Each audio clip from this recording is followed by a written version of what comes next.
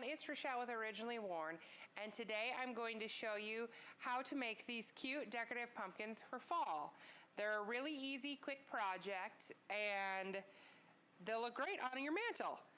So to make these pumpkins, all you actually need to do is start with 4x4 blocks. So I had these cut from the hardware store. I'm not very good with a saw, so I had someone else do that. We had them cut in a 4-inch size, a 6-inch size, and an 8-inch size. They're just 4x4 posts. Try to pick out a good one and look and make sure the edges aren't really bad. If you want, you can sand them off to make them a little bit more rounded and primitive if you need. I didn't do that on this. I'm kind of a fast person here. So I'm going to paint 2 of them in Barcelona orange and 1 of them in Annie Sloan graphite.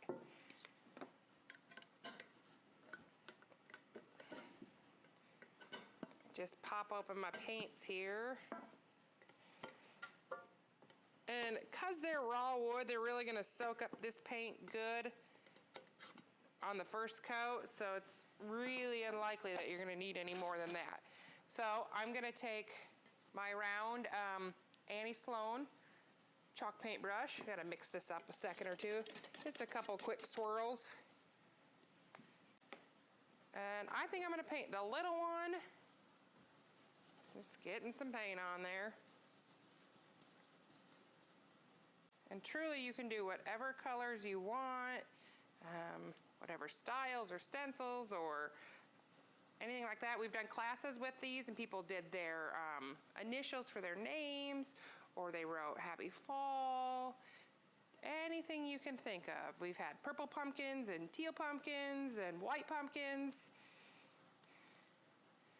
So I'm not gonna worry about painting the bottom, but you do need to paint the top. So you can see how fast that guy went. Now we're gonna paint the biggest one orange. Just get it on there. Don't worry about being precise, or, and it gets a little messy, but I'm always messy when I paint. I like to do stuff fast, get it done. And Barcelona orange is such a fun, bright color, but you can also do like some deep purples. I've saw those are really beautiful. You have to kind of push it in more on your top piece where it's been cut, but that's no problem. So there, we're done with the orange, and we're gonna do the other one black. And so then we're going to stencil in the opposite color that the first layer was done in.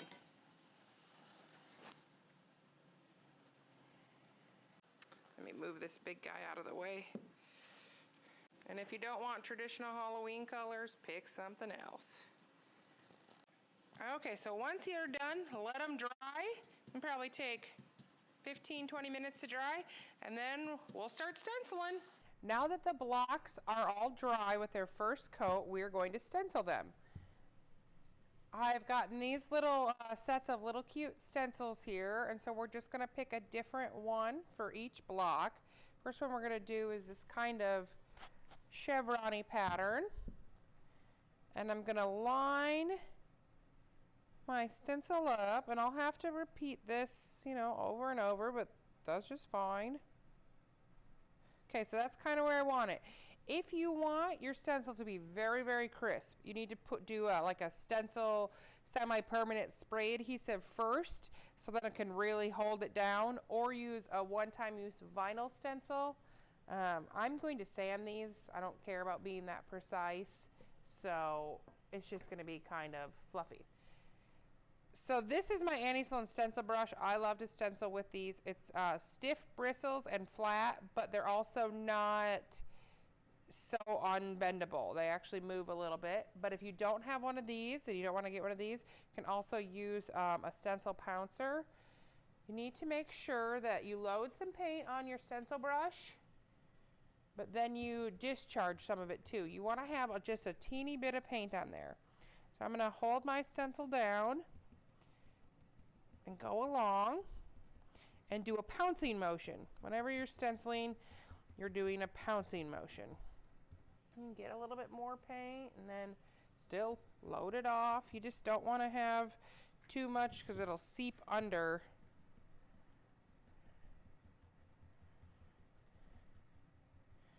So mine is pretty transparent still, and I'll take that off and I'll show you.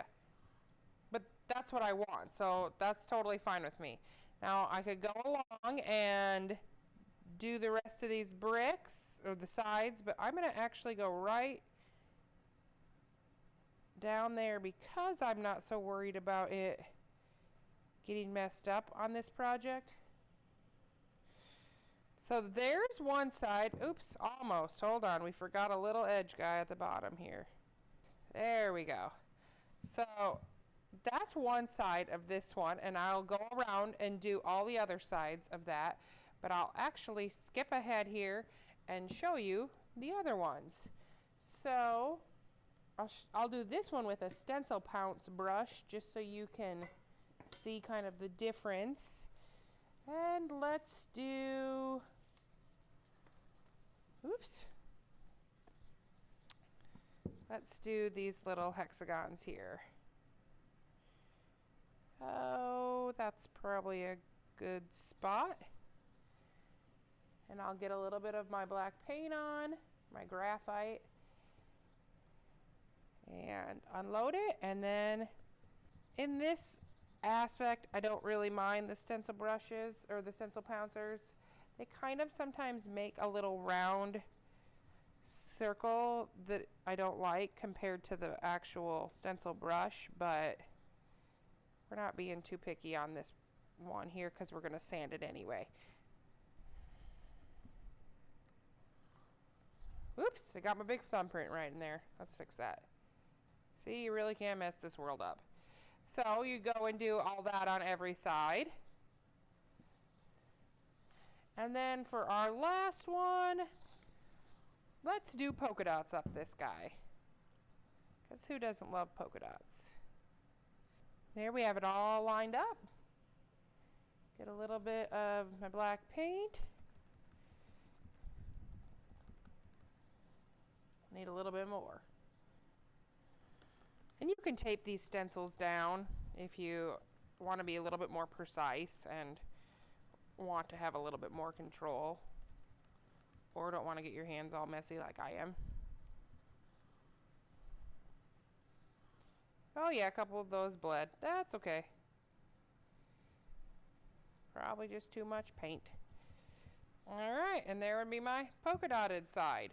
So I would go along all these edges or all the sides and finish it, and the top if you want to. And then to finish them off, all you need to do is have these little corks. I've stained mine with dark wax. As you can see here, it's just a cork you buy from a wine supply store, or I bought mine off of the internet. That's just a little dark wax and then a little hot glue, and you can stick them right on top. And then on these ones, I tied them with some decorative twine in a couple different ways. And so that makes a really cool little project for you, and a quick and fast, easy fall decoration. I hope you enjoyed. So here we have two different ways then you can actually finish these pumpkins off. You could finish doing all your stenciling around if you wanted. You can distress them like these ones are, or leave them solid more like these are. You can make your stems a dark brown, or here we have just the lighter cork ones. You could also paint them green if you wanted. Let your imagination go. So I hope you really enjoyed this video. If you have any questions, let me know, and be sure to share it with a friend that you want to do the project with. Otherwise, like the video and subscribe to our channel to get the latest and greatest projects. Happy painting!